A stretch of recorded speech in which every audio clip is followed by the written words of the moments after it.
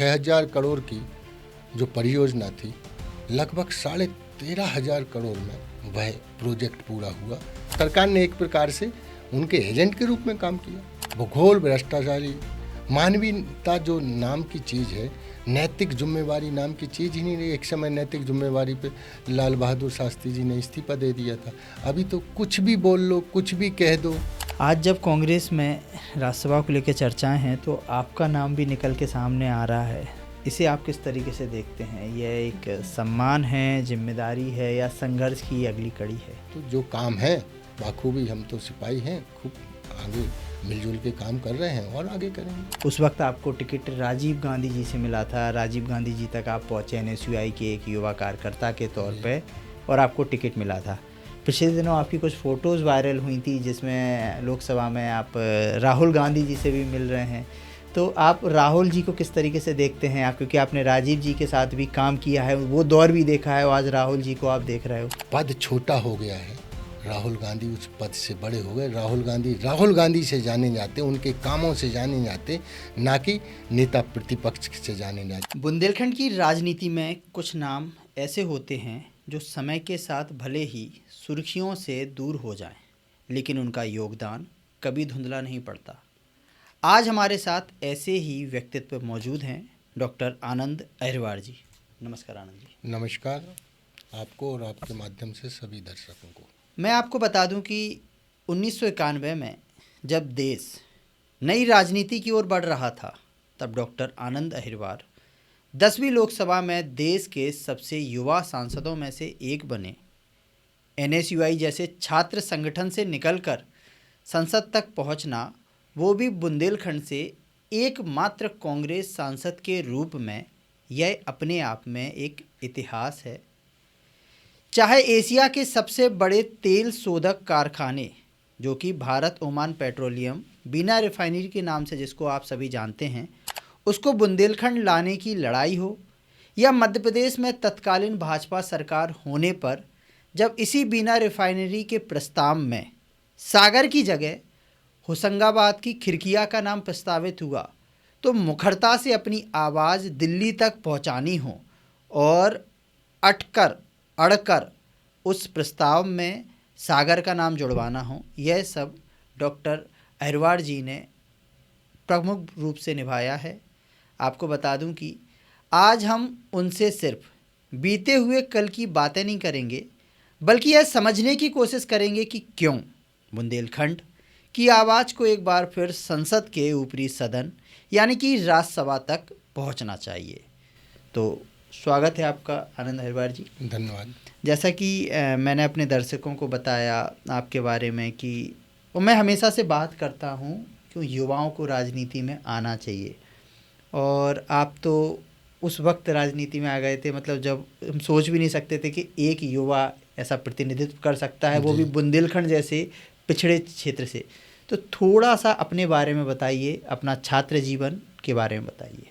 मैं सागर शहर के तिलीबाड़ में निवास करता हूँ।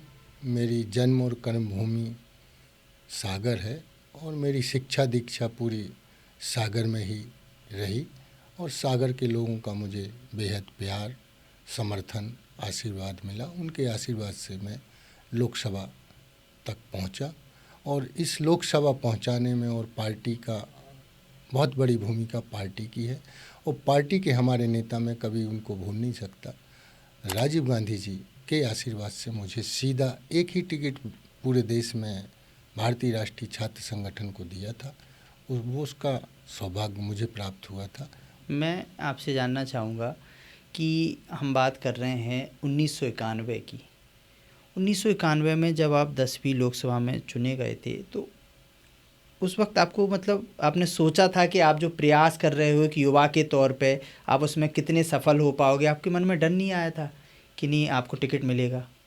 नहीं, डर नहीं, एक प्रयास था, और ये प्रयास जो था एकदम हमारा ये नहीं था कि मुझे टिकट मिलेगा, लेकिन हमने प्रयास किया और परिस्थितियाँ ऐसी हुई कि हमारे अनुकूल हुई, और हमें आशीर्वाद राजीव गांधी जी का सीधा मिला, और हम पार्टी के सहयोग, समर्थन से, आशीर्वाद से सागर की जनता का हमेशा हम कृतज्ञ हैं कि उनके सब लोगों ने बहुत हमें उस समय हम पे भरोसा किया और विश्वास के साथ हमें संसद में भेजा, और हमने उस विश्वास और भरोसे के साथ उनको कायम रखा, और हमने जो सकारात्मक भूमिका संसद में हो सकती और जो विकास कार्य हमारे द्वारा किए जा सकते थे वो हमने किए। मैं आपसे जानना चाहूँगा कि उस वक्त आप मान के चलिए एनएसयूआई में सक्रिय थे, और एनएसयूआई से निकल के सीधे आप देश की संसद तक पहुँच गए, तो उस दौर से आज के दौर तक कांग्रेस को समझने में आपको कितना लाभ मिला? कांग्रेस के संगठन बॉडी को किस तरीके से आप देखते हैं, कितना समझ पाए हैं आप? देखिए, वह दौर था लोकतांत्रिक मर्यादाओं और मूल्यों का संविधान के तहत देश चलता था, और आज भारी गिरावट है। तमाम, चाहे हम राजनीतिक तौर पे देखें, चाहे सामाजिक तौर पे देखें, चाहे आर्थिक तौर पर देखें, सब में इतनी विषमताएं और भ्रष्टाचारी, बेरोजगारी, किसान समस्या, जिस पहलू पे देखें, गरीबों की समस्या, उस समय रुपए का मूल्यांकन और आज के रुपए का मूल्यांकन, उस समय सोने चांदी की रेट आज कैसे आम आदमी से दूर है, इन सारी बातों में बहुत ज़मीन आसमान का अंतर आ गया है। उस समय जनता की सरकार होती थी, अब व्यापारियों की सरकार है। तो उस वक्त जब 1991 में आप चुने गए थे और बुंदेलखंड से आप एकमात्र सांसद थे, तो आपको अकेलापन नहीं लगता था उस सदन में? आप अकेले सांसद और लोगों की बड़ी आशाएं आपसे भी जुड़ी रहती होंगी, कांग्रेसियों की। ये तो जिम्मेवारी का एहसास तो बेहद हो ही जाता है। सागर और पूरा बुंदेलखंड, आजू बाजू से हमारे जो लोकसभा का प्रतिनिधित्व कर रहे थे वो भारतीय जनता पार्टी से निर्वाचित हुए थे, लेकिन उस समय का दौर जो था लोकतांत्रिक व्यवस्थाओं का था, इसलिए मर्यादाओं में एक दूसरे की बात होती थी। एक दूसरे, अगर अच्छी बात है तो पार्टी, जो कांग्रेस पार्टी ने इतना समय, तो लोगों की बात अगर विपक्ष से भी आई है तो उसको प्राथमिकता के आधार पर उन तरफ ध्यान देके वह काम किए। ठीक है। नहीं तो जैसा कि आपने बताया कि वो लोकतांत्रिक व्यवस्था के तहत मर्यादा लोग रखते थे नेता, आज के समय में आप किस तरीके से देखते हो? राजनीति में मर्यादा बची है? भूगोल भ्रष्टाचारी, मानवीयता जो नाम की चीज़ है, नैतिक जिम्मेवारी नाम की चीज़ ही नहीं रही। एक समय नैतिक जिम्मेवारी पे लाल बहादुर शास्त्री जी ने इस्तीफा दे दिया था। अभी तो कुछ भी बोल लो, कुछ भी कह दो, देश के चाहे सेना के ऊपर आप कुछ कमेंट्स कर दो, चाहे किसी को कुछ कमेंट्स कर दो, चाहे कुछ भी बोल दो, जो आम आदमी की मौलिक मूलभूत समस्याएं हैं, जो सरकार की जिम्मेवारी बनती है, उससे में कोई योगदान ना हो के सिर्फ एक ही बात रह गई है कि कैसे वोट को खरीदा जाए, कैसे। तो ये जो स्थितियां बनी, और चुनाव, देखिए, आयोग जहां शब्द लग जाता है वह बड़ा निष्पक्ष होता है। बिल्कुल। और कमीशन का मतलब ही, अब कमीशन जब सरकार के माध्यम से काम करने लगे, सरकार की जो संवैधानिक संस्थाएं हैं सरकार के पॉकेट से निकल के आए, तो फिर कैसे जस्ट संविधान की तो स्थिति फिर धज्जियां उड़ रही हैं। और धीरे धीरे इस बात का असर जो है, यह एक नई दिशा ले रहा है। देखिए, छात्र जीवन की जहाँ तक बात है, आज हर गार्जियन अपने बच्चों को पढ़ाता है और इस उम्मीद से कि पहली प्राथमिकता नौकरी होती है। नौकरी नहीं मिले तो अच्छी शिक्षा दीक्षा से वह व्यापार और सामाजिक व्यवस्थाओं में लग जाता है। लेकिन आज आप और हम जहाँ बैठे हैं, आप अवलोकन कर लीजिए, बच्चे जो स्कूल जा रहे हैं, 40,000 स्कूलें तो बंद कर दी सरकारी, और जो स्कूलें चल रही हैं वह उत्साह नहीं है, वह बच्चों पढ़ रहे हैं, सिर्फ कोई गारंटी नहीं है कि ये पढ़ के नौकरी में। आप प्राइवेटीकरण हो गया, प्राइवेटीकरण में IIT व कैसा शोषण हो रहा है। पहले कंपटीशन था किसी भी चीज़ में, जब सरकार का और प्राइवेट व्यक्तियों का कंपटीशन होता है तो लोगों को अच्छा उसका वजीफा मिलता है, उसकी योग्यता की कदर होती है। अब वन साइडेड हो गया, आपको करना हो करो, नहीं क्योंकि प्रतिभाएं इतनी हैं प्राइवेट, तो आप मुंह छुपाते फिर रहे आईआईटी वाले। कैसे ये असमानता कौन पैदा कर रहा है? एक दिन या एक साल से देश थोड़ी बनता है। इसके लिए हमें शिक्षा बीए ऐसे, ग्रेजुएशन ऐसे ही आ जाता क्या? तो हम रीढ़ हमारी तोड़ रहे हैं, और इस तरह से आदमी को धर्म की आग में जो झोंका जा रहा है, यह बहुत बड़ा घातक है। बात आपने सही कही कि देश एक दिन में नहीं बनता है, बड़ा लंबा समय संघर्ष लगते हैं उसमें। अब बात जब संघर्षों की हुई है तो थोड़ा हम बीना रिफाइनरी के बारे में आपसे जानना चाहेंगे, क्योंकि वो दौर था जब आप पहली बार सांसद चुन के आए थे, वो दौर था जब मध्य प्रदेश की तरफ से प्रस्ताव भेजे गए थे, वो दौर था जब उस प्रस्ताव में सागर का कहीं नाम नहीं था। तो थोड़ा मुझे वो किस्सा बताइए कि कैसे सागर को जो बीना रिफाइनरी है उसकी सौगात मिली, और कैसे जब देश के प्रधानमंत्री वहाँ उसका भूमि पूजन करने आए थे। बीना रिफाइनरी का एक अपना इतिहास है। 8वीं पंचवर्षीय योजना में राजीव गांधी जी की प्रधानमंत्री काल में उनकी कल्पना थी कि मध्य प्रदेश में 2 कारखाने 8वीं पंचवर्षीय योजना के लिए सर्वे के लिए स्वीकृत हुए थे। एक तेल शोधक कारखाना और दूसरा आर्डिनेंस फैक्ट्री। दोनों कारखानों लगाए जाने के लिए मध्य प्रदेश में सर्वे हुआ था। दोनों सर्वे और जगह भी उपयुक्त हों, लेकिन सागर जिला उसमें उपयुक्त था। तब ये सर्वे में नाम चलने के बाद 91 में मैं सांसद बन के जब पहुंचा तो मुझे वो सारी चीज़ पता थी। जब हम सांसद बने थे उस समय मध्य प्रदेश में बीजेपी की सरकार थी। सुंदरलाल पटवा उस समय हमारे मुख्यमंत्री मध्य प्रदेश थे, और परिस्थितियां यूँ हुई कि राजीव जी का हादसा हो गया, दुर्भाग्य कि हमारे बीच फिर पैरामिड ब्लास्ट हुआ, और बड़ी दुखद घटना है, उसको व्यक्त करना सब जानते हैं। उसके बाद फिर नरसिम्हा राव जी की सरकार चली, और नरसिम्हा राव जी की सरकार में हमने अपनी बात को, पहले पेट्रोलियम मिनिस्टर बी शंकरानंद जी थे, इसके बाद सतीश शर्मा जी आए, और हमने अपनी बात को वो जो बीना आगाशौद में तेल शोधक कारखाने की टेक्निकल जो सर्वे रिपोर्ट थी, हमने उससे अवगत कराया। तो फिर जब बात पता लगी, मध्य प्रदेश के सांसदों की बैठक चीफ मिनिस्टर के साथ समय समय पर होती है, और चीफ मिनिस्टर इस आशा से वो बैठक करते हैं कि जो मध्य प्रदेश की परियोजनाएं लंबित हैं केंद्र में, उसको आप लोग स्वीकृत कराएं, और उस योजना स्वीकृत होंगी तो उसके पैसा मिलता है और डेवलपमेंट होते हैं।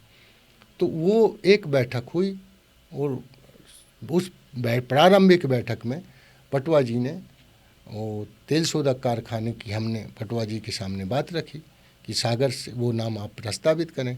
दूसरी बैठक फिर हुई, उस समय मध्य प्रदेश और छत्तीसगढ़ एक प्रदेश था जी। फिर बैठक हुई अपना मध्यावर्त में। जब बैठक हुई तो बैठक में फिर उन्होंने मध्य प्रदेश से संकल्प पारित करके एक पुस्तिका मध्य प्रदेश की परियोजनाओं की, उसमें तेल शोधक कारखाना भी था, तो संकल्प पारित करके वो उसमें पूरा नोट बना, और भी परियोजनाओं का जिक्र था। जब हमने देखा तो हमने उस मीटिंग में अपनी तरफ से सागर की, मैंने कहा आपने इसमें तो बीना खिड़कियाँ है, सागर नाम ही नहीं है, जबकि टेक्निकल रिपोर्ट उसका सागर वो पक्ष में है बीना आगाशौद। तब उन्होंने कहा कि अहिरवार जी, सागर के लिए भी मैंने सोचा है। मैंने नहीं सर, आप प्लीज़ इसको भी जोड़िए, आप भले फिर जिसका हो जाए। तब फिर वो स्थिति वो लंबित रही, और उसके बाद 6 दिसंबर बाबरी मस्जिद की घटना हुई, राष्ट्रपति शासन हुआ, वह प्रस्ताव बदला। यहाँ के मध्य प्रदेश के जो कांग्रेस के नेता थे, और देश की जो कांग्रेस की सरकार थी, उसका बड़ा योगदान है। उस समय के सारे लोगों ने उसमें हमें सहयोग किया, और हमने नरसिम्हा राव जी से उसमें हामी भरा के, और हमने पैर पड़ के उनसे यह बीना का जो प्रोजेक्ट है, हमने कहा सर ये आप प्लीज़। तब वो जाके 6000 करोड़ का उस समय का प्रोजेक्ट था, और फिर उनको हम लाए भी, और शिलान्यास उनके द्वारा हुआ। और कैप्टन सतीश शर्मा जी उस समय पेट्रोलियम मंत्री थे, वो भी आए। वो कब आए? जब हमारी उस समय सरकार बन गई थी। दिग्विजय सिंह जी उस समय मध्य प्रदेश के कांग्रेस के अध्यक्ष थे, और उन 6 दिसंबर बाबरी मस्जिद के बाद फिर एक साल राष्ट्रपति शासन रहा, 6 महीने। उसके बाद चुनाव हुए, और चुनाव में जनमत कांग्रेस का आया, और मुख्यमंत्री श्री दिग्विजय सिंह जी उसके नेतृत्व किए, और फिर उसका शिलान्यास हमें तेल शोधक कारखाने का नरसिम्हा राव जी के द्वारा किया गया। बात करते हैं कि शिलान्यास तो 1995 में करीब हो गया था, ठीक है ना? ठीक। उसके बाद की आगे की कार्रवाई कैसी चली? कब आखिरकार उसका बृहद बड़ा वो है, 6,000 करोड़ की जो परियोजना थी, लगभग 13,500 करोड़ में वह प्रोजेक्ट पूरा हुआ। 3 साल का प्रोजेक्ट था, बिल्कुल भारत ओमान के करार पे, दोनों देशों का 2 कंट्री का करार था, कोई एक यहाँ ठेकेदारी नहीं थी। लेकिन उसके बावजूद भी 96 में कांग्रेस की सरकार नहीं रही, मुझे भी सागर लोकसभा से नेतृत्व करने का मौका नहीं मिला, मैं 96 का चुनाव हार गया। उसके बाद में ये बीच में थोड़े समय देवगौड़ा जी की सरकार आई, इंद्र कुमार गुजराल जी की आई, और इसी के बाद फिर आई सरकार भारतीय जनता पार्टी की, चाहे 13 दिन की हो, चाहे 13 महीने की हो, चाहे 5 साल की हो।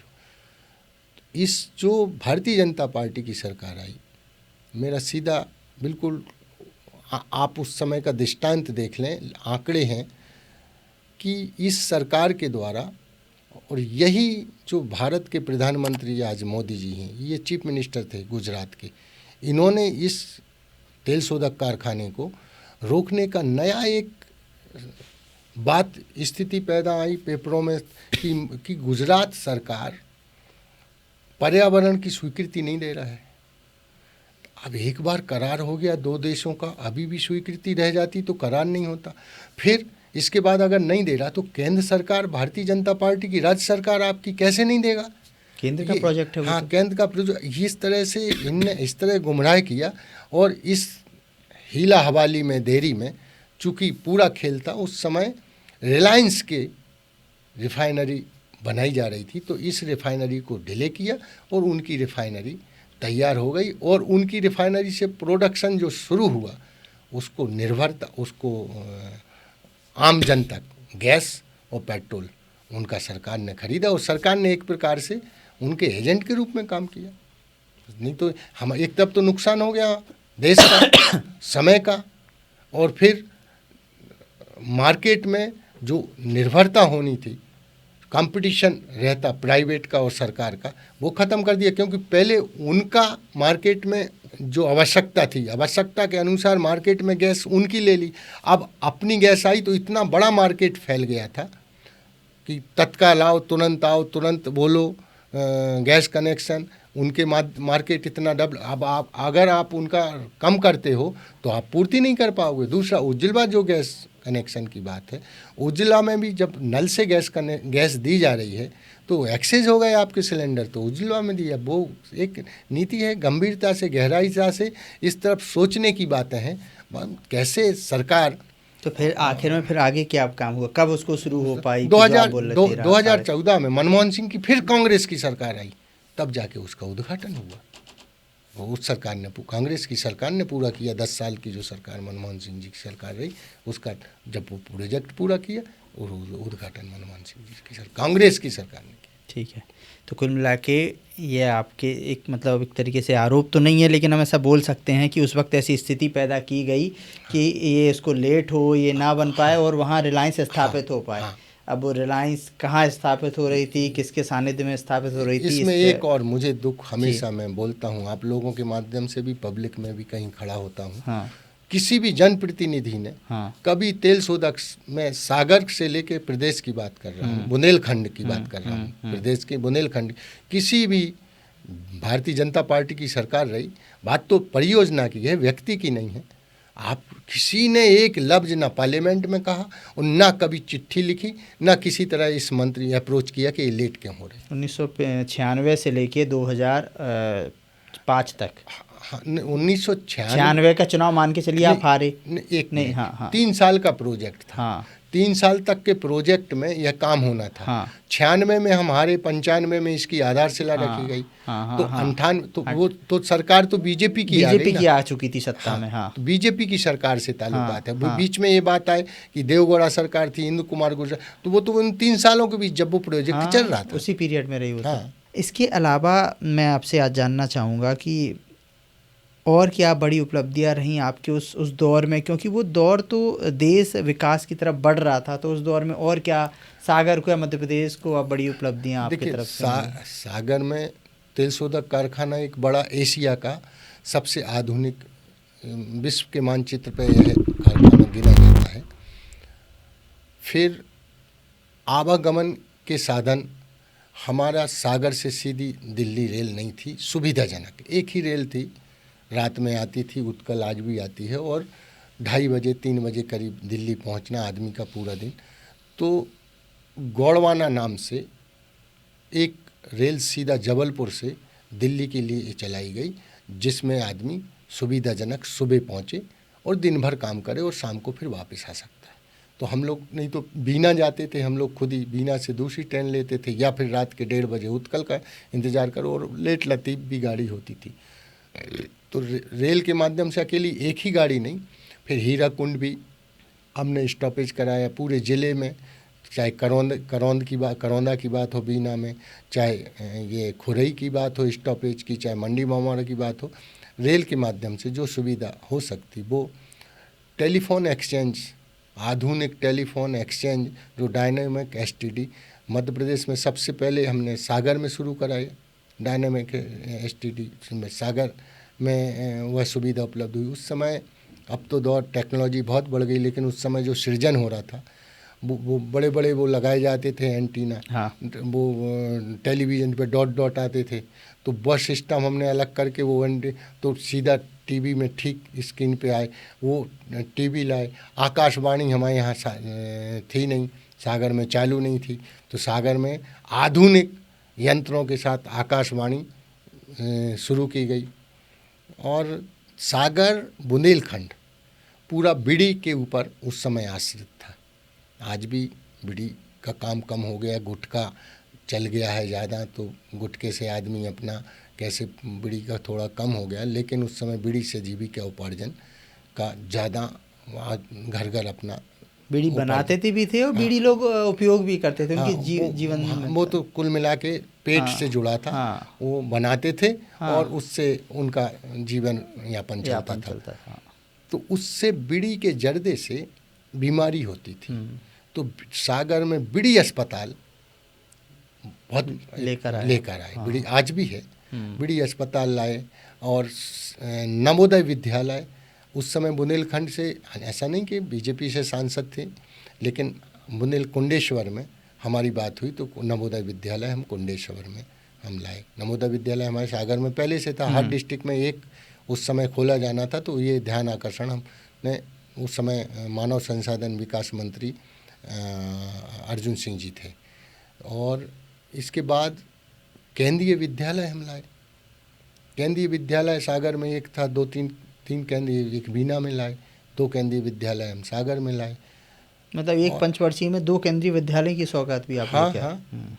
और विकास के लिए तो देखिए जो कुछ हो सकता, सेना चाहे हमारा कैंटोनमेंट एरिया है, कैंटोनमेंट एरिया में भी हमने पानी की असुविधा थी, तो सांसद विकास निधि जो प्रधानमंत्री विकास निधि से होता था, तो हमने कैंटोनमेंट बोर्ड को दिया। यहाँ तक कि विश्वविद्यालय को हमने लाइब्रेरी के लिए पैसे दिए। पूरे विकास खंड जो सागर के हैं, डॉक्टर हरि सिंह गौर के नाम से हमने विकास खंड दिए। आज आने वाली पीढ़ी का काम होता है कि कैसे संरक्षित करें। आज जब मैं जाता हूँ तो मुझे बड़ा अच्छा नहीं लगता है, दिल से अंदर से रोना भी, कि उस भवनों का पता नहीं। ठीक है, आपने अपने क्षेत्र को, संसदीय क्षेत्र को इतनी सौगातें दी, फिर 1996 का जो चुनाव आता है उस चुनाव में हार का सामना क्यों करना पड़ा? इसके पीछे जो आपने विश्लेषण किया तो क्या निकल के एक सामने आया? एक तो प्रॉपर एज में मैं सांसद बन गया। जब मैं सांसद बन गया तो लोगों की अपेक्षाएं हो गई कि हम भी बन सकते हैं। तो एक तो बहुत सारे लोग फिर टिकट चुनाव लड़े, निर्दलीय लड़े, कुछ लड़ाए गए। मेरी जो जो भी राजनीति में होता है, कुछ हम में कमियां भी हो सकती हैं और हमारी प्रतिभा को चोट भी की गई कि इसको ज़्यादा, ये भी एक उसमें मुझे जो समझ आया था। तो ठीक है, ये भी राजनीति का हिस्सा एक दौर था। बहुत सारे उन्हीं लोगों ने हमें सहयोग किया था, उन्हीं लोगों का कभी हमें असहयोग भी हमें सामना करना पड़ा और फिर 96 का हम चुनाव हार गए। ठीक है, अब बात कर रहे हैं हम 96 की और बैठे हैं हम 2026 में। 96 से 2026 तक अभी उसके बाद आपको पार्टी ने कभी मौका नहीं दिया, ना ही कोई लोकसभा, ना ही कोई विधानसभा, ना ही कोई महापौर। मतलब एक अच्छे नेता को, और वो भी तब जब 1900 जो आपके चुनाव के बाद सागर में अब तक कांग्रेस नहीं आ पाई है, तो ऐसा क्यों? ये तो ठीक है, मुझे अब इसकी पार्टी बड़ी वजह आप मुझे क्या मानते हो? मुझे पार्टी ने टिकट नहीं दिया है। ये देखो, पार्टी बड़ी चीज़ होती है और पार्टी ने और अच्छा सोचा लेकिन सफल नहीं हो पाए। तो कहीं ना कहीं उनके अच्छे सोचने में संगठन की कहीं ना कहीं चूक होती गई और हमारी स्थिति आज ये है।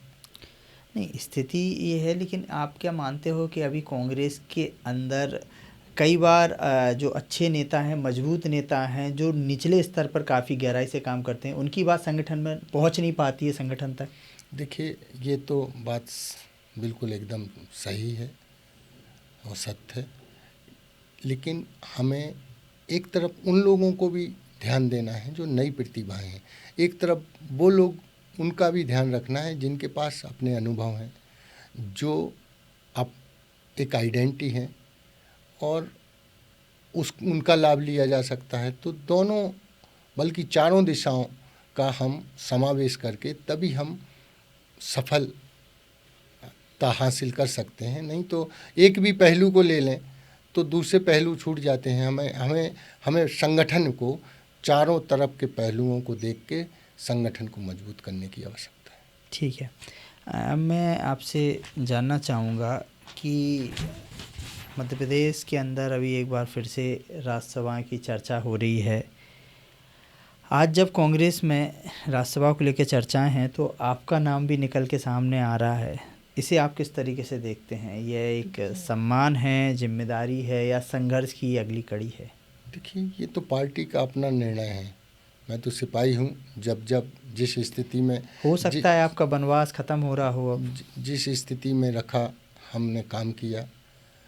अब ये तो हमेशा जब काम होता है तो चुनौतियाँ होती हैं और चुनौतियाँ होती हैं तो इस काम के माध्यम से, पद के माध्यम से लोगों की जो मूक लोग हैं, जिनकी आवाज़ पहुंच नहीं पाती या वो कह नहीं पाते, कहते हैं तो उनकी आवाज़ नहीं पहुंचती, तो उनकी आवाज़ बनने का काम अगर ऐसा होता है तो भाई मैं तो चाहूँगा कि ये बड़ी सुखद बात है। और अगर जिसको भी हो तो जो काम है बाखूबी, हम तो सिपाही हैं, खूब आगे मिलजुल के काम कर रहे हैं और आगे करेंगे। ठीक है ना। आप बुंदेलखंड से आते हैं, रिजर्व सीट से आप जीते हैं, जो आपका पहला चुनाव है। आप आज राजनीति में दलित, पिछड़े और वंचित समाज को कहाँ खड़ा पाते हैं? देखिए, मैं तो पूरा समाज जो बौद्धिक स्तर से ऊंचा भी है, बौद्धिक स्तर इस लोकतांत्रिक व्यवस्थाओं को, लोकतांत्रिक मूल्यों को समझता है, उसकी भी उपेक्षा कर रहे हैं। फिर अनुसूचित जाति, जनजाति, मैंने पहले कहा है, जिनकी आवाज़ जो नहीं समझते या अधिकारों को नहीं जानते, और अगर उनको ही एक बात बताइए कि हमारे भारत के प्रधानमंत्री जो अनाज दे रहे हैं, इन्होंने कभी खेत से एक आध बोरी उपज की है क्या? एक किसान जो उन्नत कर रहा है हमारा, उसी का अनाज लेके तुम ये सारी व्यवस्थाओं के माध्यम से उनको जिस तरह से जिस स्थिति में आप कर रहे हो, क्या ये अच्छी बात है? मैं जो शब्द यूज नहीं करना, मट्ठर हो रहा है आदमी। भाई, आदमी को नीचे से ऊपर तक बढ़ने के लिए जो हमें शिक्षा से सुदृढ़ करना चाहिए, आप खाने तक सीमित रख रहे हो, स्कूलें बंद कर रहे हो, विद्यालय खोल के मंदिरों की बात कर रहे हो। मंदिर व्यक्तिगत आस्था की बात है, मंदिर तो अध्यात्म है। मंदिर फिर सत्य से परे रखा जा रहा है। सत्य ही तो धर्म है। सही बात है। धर्म की जब बात आए तो धर्म क्या है? धर्म कोई आकार, कोई मंदिर धर्म है क्या? नहीं। ये तो प्रतीक है। अगर आप तो सत्य अलग बात रख दी। यही हमारे राहुल गांधी, एक दिन आएगा हमारा सबसे बड़ा शस्त्र सत्य है। मैं इससे देखिए, सत्य के मार्ग से असफलता लाख गुनी बेहतर असत्य के मार्ग से सफलता पाना। यह तात्कालिक राजनीतिक हथकंडा हो सकता है, लेकिन यह स्थायी नहीं है और आने वाली पीढ़ी इसे कभी माफ़ नहीं करेगी। फिर अच्छे रास्ते पे चल के अच्छी बात, लोकतांत्रिक मूल्यों की रक्षा करना, संविधान की संस्थाओं की रक्षा करना, हर व्यक्ति की बात को नियम कानून की एक नज़र से देखना, यह पार्टी का और यह हमारी शुरू से आज़ादी से लेके ये विचारधारा की बात है। और विचारधारा से हम लोग खड़े हैं, इसमें नुकसान मिलता है तो मिले। ठीक है। अब मैं आपसे हम फिर थोड़ा वापस जाते हैं टॉपिक में। जैसे कि आपने बताया कि उस वक्त आपको टिकट राजीव गांधी जी से मिला था, राजीव गांधी जी तक आप पहुँचे NSUI के एक युवा कार्यकर्ता के तौर पे, और आपको टिकट मिला था। पिछले दिनों आपकी कुछ फ़ोटोज़ वायरल हुई थी जिसमें लोकसभा में आप राहुल गांधी जी से भी मिल रहे हैं। तो आप राहुल जी को किस तरीके से देखते हैं आप, क्योंकि आपने राजीव जी के साथ भी काम किया है, वो दौर भी देखा है, और आज राहुल जी को आप देख रहे हो? देखिए, राजीव जी के साथ काम करने का उतना मौका तो मुझे नहीं मिला। ये बात अलग है कि मुझे उनके आशीर्वाद, उनके हाथों से मुझे टिकट मिला। मैं उनके साथ मुझे उनका सानिध्य मिलता और मेरा परिस्थिति ऐसी हुई, मेरा दुर्भाग्य है कि ये स्थिति हुई। राहुल गांधी की जहाँ तक बात है, ये कोई पार्टी की, आप इस पे अच्छे से विचार कर लेना जो मैं बोल रहा हूँ, और मैं आपके माध्यम से दर्शकों से ये निवेदन कर रहा हूँ। राहुल गांधी प्रतिपक्ष विपक्ष की भूमिका में है, प्रतिपक्ष नेता हैं, लेकिन प्रतिपक्ष के नेता से राहुल गांधी नहीं जाने जाते। पद छोटा हो गया है, राहुल गांधी उस पद से बड़े हो गए। राहुल गांधी से जाने जाते, उनके कामों से जाने जाते, ना कि नेता प्रतिपक्ष से जाने जाते। आप इस बात के अच्छे, और राहुल गांधी अपने संघर्षों पे जहाँ खड़े हैं, न्याय सच्चाई के रास्ते पे जनता के लिए, ये लड़ाई जो है सत्ता की लड़ाई नहीं है। अगर ये सरकार नीतिगत जनता के हित में, और ये जिस तरह की गड़बड़ियाँ हैं न्याय के, तो राहुल गांधी अगर ये अच्छी सरकार चलाएं तो विपक्ष में रह के इनको धन्यवाद देंगे हम लोग। लेकिन ये इतनी दुष्ट अमानवीय सरकार चला रहे हैं, तो राहुल गांधी जो बोलते हैं और राहुल गांधी की करनी कथनी में अंतर नहीं है। यहाँ देख लीजिए, प्रदेश में इस तरह जीतू पटवारी जी भी लगातार संघर्ष, सड़कों पे जो बात संगठन कर सकता है वे कर रहे हैं। इसके पहले भी नेताओं ने किया, लेकिन जीतू पटवारी अपनी एक अच्छी भूमिका में अपना काम कर रहे हैं, और उनने अपने काम से लोगों के दिलों में और आप लोगों के एक जगह बनाई है।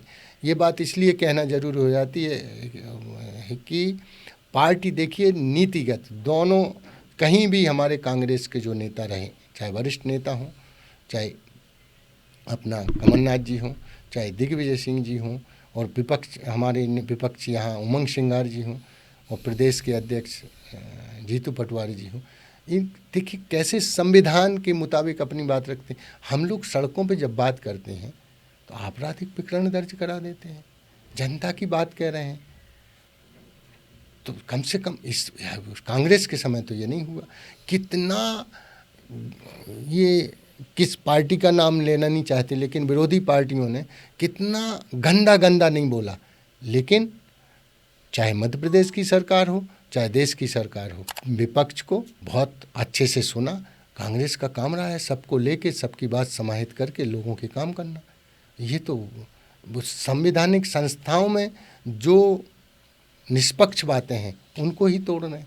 अब मैं आपसे ये जानना चाहूँगा कि अगर कांग्रेस आपको इस बार मध्य प्रदेश से राज्यसभा भेजती है तो आपके लिए क्या वो मुद्दे हैं, क्या वो बातें हैं जो प्राथमिकता में रहेंगी? ये जो अत्याचार अनुसूचित जाति जनजाति और चाहे सर्व समाज जो अत्याचार, उनकी आवाज़ तो सदन में उठनी चाहिए। सड़कों पर संगठन हमारा लगातार उठाता रहा। सदन में जिस तरीके से उनकी आवाज़, जो दर्द जिस वर्ग से जो होता है उसी को पता होता है, वो आवाज़ अगर अवसर मिला तो उनकी आवाज़ बनकर बुंदेलखंड में जैसे कि आप बुंदेलखंड से हैं तो थोड़ा सा मुझे बताएं, आप हमारे दर्शकों को बताएं कि बुंदेलखंड में अहिरवार समाज कितना है, क्या है, और मतलब थोड़ा सा उसके बारे में बताएं, क्योंकि जहाँ दर्द होता है वहीं से नेता या वहाँ जनप्रतिनिधि निकल के आते हैं, तो उनके साथ किस तरीके की स्थिति है वर्तमान में बुंदेलखंड के अंदर? देखिए, बुंदेलखंड में लगभग 18 से 20% शेड्यूल कास्ट है, और शेड्यूल कास्ट की जो आवाज़ है संवैधानिक संस्थाओं में जब रहेगी तभी उनके हित और अधिकार सुरक्षित है, मैं ये मानता हूँ। नहीं तो बुंदेलखंड तो वहाँ वैसे भी कहा जाता है काफ़ी पिछड़ा क्षेत्र है, तो और क्या वो मुद्दे हैं जो आपको लगता है बुंदेलखंड के जो और उनको मुखरता से उन पर बात होनी चाहिए आज के समय में? देखिए, पलायन, रोजगारी सबसे बड़ा मुद्दा है, किसानों की समस्या, आर्थिक जो विषमता है, ये जो लोगों के, आज तो पानी और हवा भी दूषित हो गई। पानी की व्यवस्था तो सरकार का नैतिक दायित्व है। इसके पहले जो प्रथाएं रहीं जिनको हम कुप्रथा, उसमें व्यवस्थाएं होती थी। आज इस तरह से गंदा पानी, जिस तरह से, ऐसा नहीं कि इंदौर स्वच्छ सिटी सारी चीज़, उस इंदौर तो एक उसकी बात 6 से 7 बार देश में नंबर बना रहा है। इंदौर में जो मर गए लोग, ऐसा नहीं, हर नगर निगम नगर पालिका में मर नहीं रहे, लेकिन मरे से भी कम नहीं है। कितनी दवाइयाँ लग रही, गंदा पानी पी रहे, वो डाइजेस्ट कर ले रहे। कौन सी नगर निगम में फिटकरी कागज़ों में है, कभी इनकी वो फिल्टर सफाई नहीं होती। नाली इतनी अव्यवस्थित है, नाली का पानी नलों में, उसमें उस लाइन में जा रहा है, सीवर का पानी नल की लाइनों में जा रहा है। और कितना, आज ये बताओ, हमारा घर में थोड़ा सा बर्तन कुछ हो जाता तो हम 6 बार धोते, अब उसमें तो हम पानी गंदा ही पी रहे हैं। हम सागर की जहाँ तक बात करें, मैं सागर रेगुलर वहाँ हूँ, तो सागर में आए दिन पानी गंदा, पूरा बदबू कभी कभी तो बाथरूम देता है, तो आधा पौन घंटे निकल जाने दो, इंतजार करते हैं, पूरा गंदा दिख रहा है पानी। ये मेरी बात नहीं है, आपके माध्यम से जो दर्शक सुन रहे होंगे, सागर के लोग इस बात को मान रहे होंगे, क्योंकि ये आरोप प्रत्यारोप की बात नहीं है, ये मौलिक अधिकार है जनता का, आइए आपको सुनिश्चित करना है। इस तरह से मत करो, जिम्मेवारी तो लो आप, नैतिक दायित्व तो कुछ बनता ही नहीं है आपका। आप वोट के समय लोगों को प्रलोभन दो, सरकार बनाओ, और 5 साल फिर चाहे जैसे ये देखो, नैतिकता जब तक नहीं होगी इस तरह से, तो या तो फिर जन सैलाब एकदम कुछ जिस तरह दूसरे आजू बाजू के हमारे देशों में हुआ वो स्थिति आप बना दोगे, या फिर सुधर जाओ। वो बातें तो आपको देनी होंगी जो आपका नैतिक दायित्व बनता है, कॉन्स्टिट्यूशनल भी और लोकतांत्रिक। आपने संगठन में काफ़ी काम किया है, ज़मीनी स्तर पे काम किया है। ये जो मध्य प्रदेश में वर्तमान में जो लाडली बहना योजना है, इसको आप किस तरीके से देखते हो, इस फ्री वीज योजना को? देखिए, लाडली बहना योजना पर आप पैसा दे रहे हो, उनको आप काम दो, उनके स्वरोजगार स्थापित करो, स्वावलंबन बनाओ। उनके स्वाभिमान पे चोट है। पैसा देना और फिर आप दे रहे क्या? मध्य प्रदेश की सरकार कितने कर्ज में है।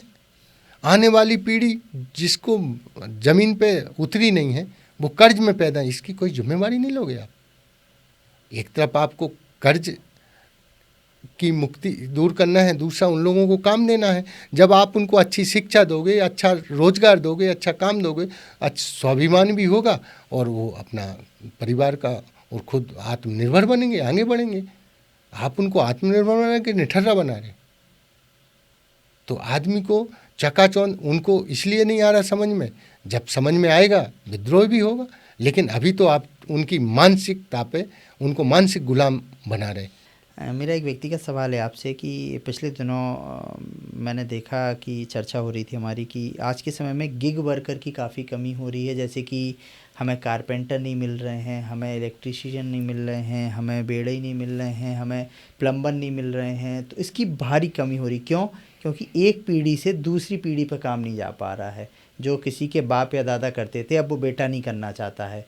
बेटा घर बैठा है भले ही, लेकिन वो उस काम को नहीं सीखना चाहता है। देखिए, मैंने वही कहा, हाथ को आप काम ना दे के उसको रोटी दे रहे हो, स्वावलंबन नहीं बना रहे, आत्मनिर्भर आप बनाना नहीं चाहते। बातों में आत्मनिर्भरता, सबका साथ सबका विकास, तुम उनकी मानसिक चोट कर रहे हो। वो कैसे काम करेंगे जब उनको मालूम है कि हमें महीने का राशन मिल जाएगा, पेट भर रहे हो, तो भाई उनको उनका ही हक दे रहे हो आप, लेकिन देने का तरीका ठीक नहीं है और कम दे रहे। उनका हक ज़्यादा बनता है, उनको सीधा, चूँकि भूखे आदमी को एक दिन का खाना खिला दो, उससे वो आपको दुआएं देगा। भूखा ही क्यों रखा? तो इस तरीके का उसको भूख, उसको आत्मनिर्भर बनाए, उसको काम दो आप। ठीक है। अब मेरा आखिरी सवाल है कि क्या आपको लगता है कि कांग्रेस में अब समय आ गया है उन नेताओं को आगे लाने का जिन्होंने काफ़ी संघर्ष किया है, ज़मीन पे जाके संघर्ष किया है? क्योंकि लगातार कांग्रेस चुनाव हारती जा रही है। पिछला जो 18 का चुनाव जीती थी, लेकिन वो सरकार भी नहीं टिक पाई। तो आपको क्या लगता है कि कांग्रेस को वो क्या कठोर निर्णय लेने पड़ेंगे जिसकी वजह से कांग्रेस अब वापस सत्ता में आ पाए, भले ही मध्य प्रदेश हो या भले ही देश में हो? देखिए, कठोर निर्णय तो लेने पड़ेंगे, साथ ही हमें सबकी आवश्यकता है। संगठन किसी, हम सोचें कि सीनियर, हम सोचें कि जूनियर, हम सोचें कि जो चहुमुखी चारों तरफ के जो हमारे संगठन के लोग हैं, सभी वर्गों के लोग हैं, और सभी वर्गों में जो प्रतिभाएं हैं उनको उचित स्थान। किसी प्रतिभा का जो दमन हम करते हैं उससे हमारा पार्टी का नुकसान होता है, संगठन पे चोट पर। तो प्रतिभाओं को उभारो। अगर कोई ये मत देखो कि ये मेरा है, ये मेरे जेब से निकला आदमी है कि नहीं है। अगर वो उसमें टैलेंट है तो उसको उचित प्लेटफॉर्म दिया जाना चाहिए। ठीक है ना। तो जैसा कि आपने सुना, ये थे हमारे साथ डॉक्टर आनंद अहिरवार जी, जिन्होंने आज मुखरता से अपनी बात को रखा और आज उन्होंने बताया कि आने वाले भविष्य में कांग्रेस को ऐसे कई कठोर निर्णय लेने पड़ेंगे, तभी कांग्रेस भविष्य में सत्ता में आ पाएगी। इस पॉडकास्ट पे, इस इंटरव्यू पे आपकी क्या राय है, हमें कमेंट करके ज़रूर बताएं। बने रहें हमारे साथ ब्रेकिंग न्यूज़ वाला।